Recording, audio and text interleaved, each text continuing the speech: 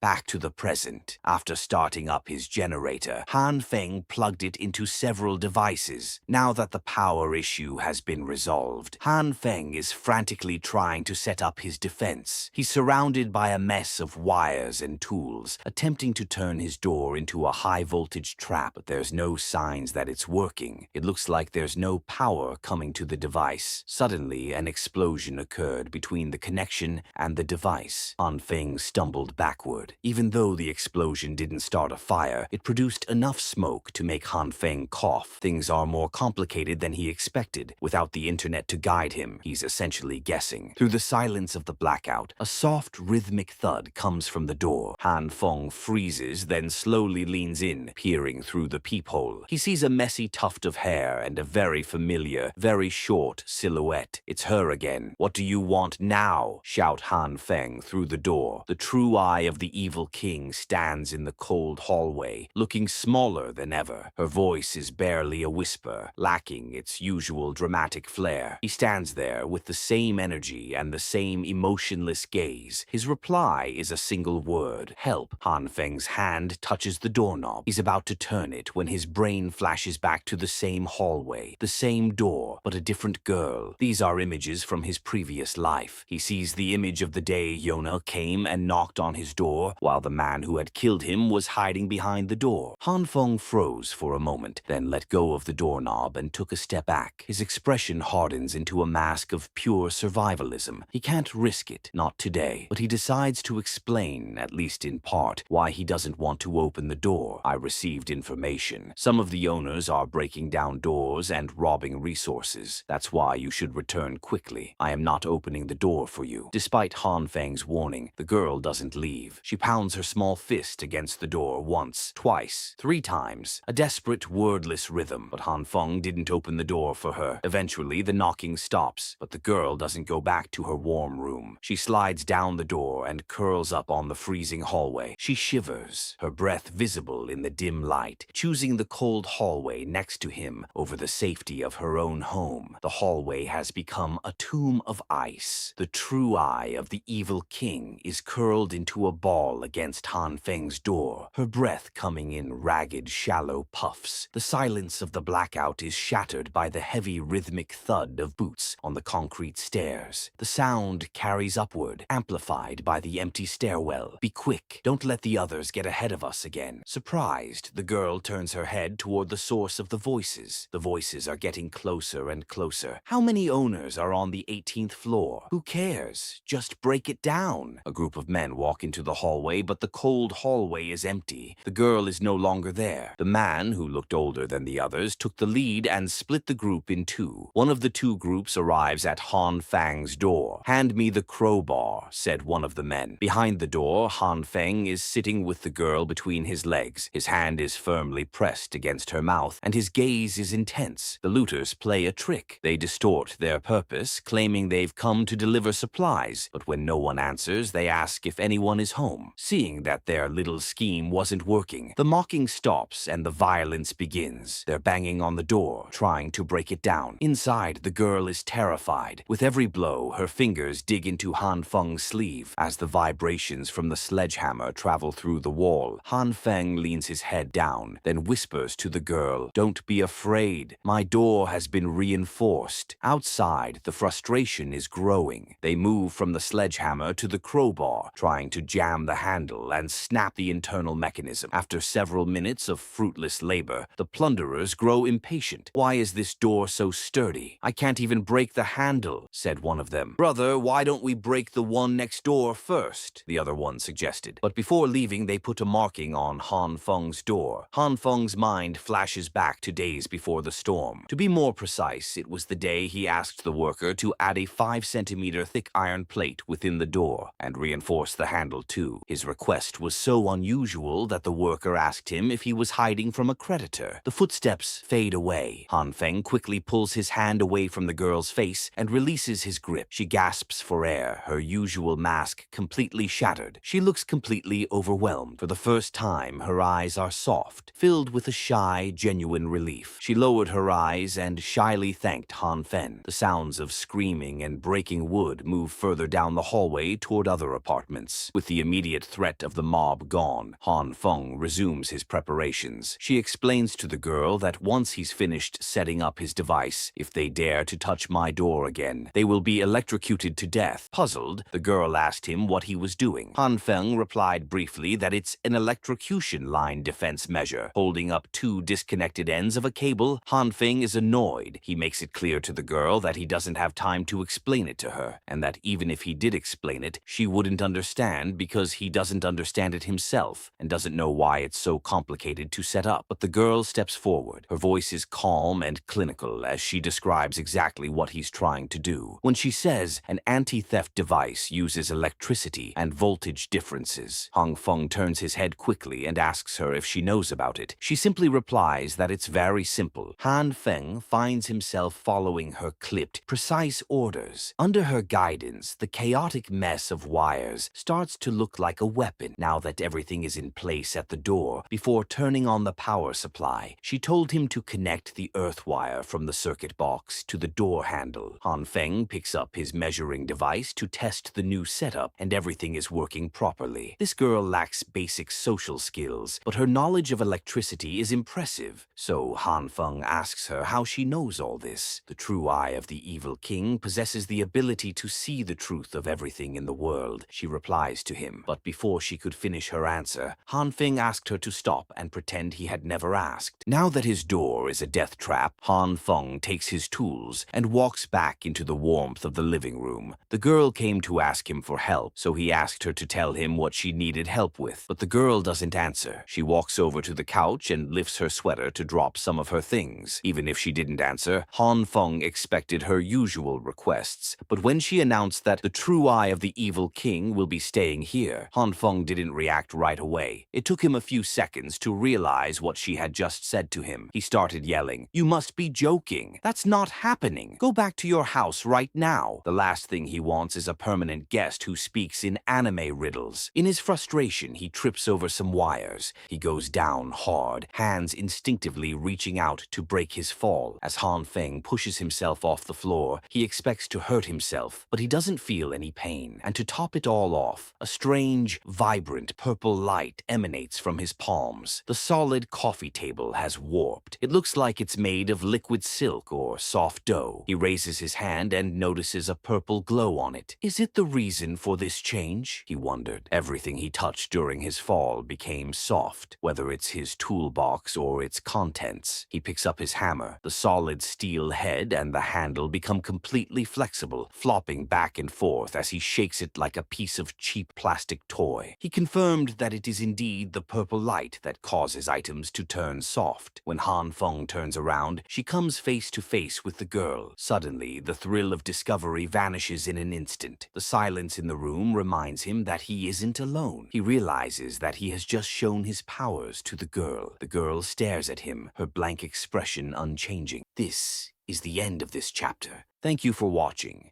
If you liked the video, don't forget to like it and subscribe. Have a nice day.